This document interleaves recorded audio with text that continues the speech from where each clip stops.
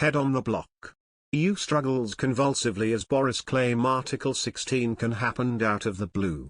Fears are growing that the UK will trigger Article 16 of the Northern Ireland Protocol, potentially rupturing the already strained relations with the EU. Lord Frost has repeatedly said the conditions to trigger it are met because of the obstruction to trade flow between Great Britain and Northern Ireland. Ireland's Prime Minister had heightened concerns that this was almost a racing certainty after his bluntest warning yet to the UK that such a move would be reckless, irresponsible and have far-reaching consequences. However, Boris Johnson has told guests at the Lord Mayor's banquet that Brexit Britain could reasonably and appropriately invoke Article 16 of the Northern Ireland Protocol if it is the only way to protect the integrity of the United Kingdom. Boris Johnson, 57, issued the warning during his keynote speech at the Lord Mayor's banquet in Guildhall yesterday.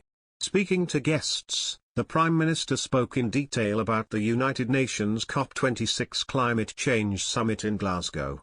However, Mr. Johnson also took the time to lay out his thoughts on discussions between Brexit Britain and the Brussels bloc over the Northern Ireland Protocol. Mr. Johnson, who agreed to the protocol as a part of his Brexit deal, said, "And let me say, given all the speculation, that we would rather find a negotiated solution to the problems created by the Northern Ireland Protocol, and that seems possible."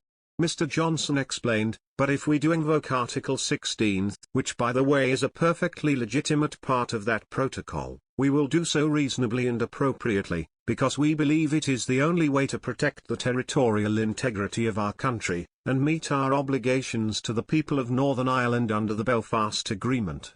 The UK's Brexit Minister Lord David Frost, 56, has been in talks with his Czech-born EU counterpart Maroš Šefčovič, 55, for the last few weeks. Both communities in Ulster have expressed concerns about the impact the Northern Ireland Protocol has had on the province.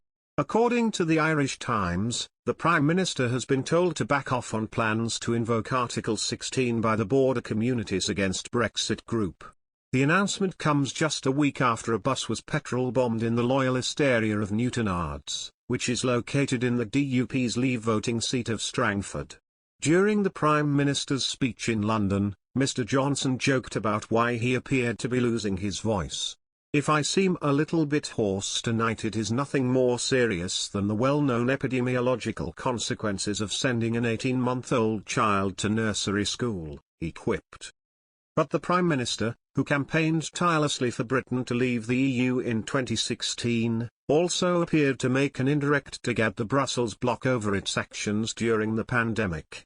Following the row, polling by Bloomberg indicated the UK's support for Brexit reached a new post-referendum high. Almost 70% of respondents said the Brussels bloc had behaved in a hostile way during the dispute, and just 13% said the EU acted like an ally and a friend. Mr. Johnson appeared at the event in Guildhall alongside the new Lord Mayor Alderman Vincent Keaveney, 56.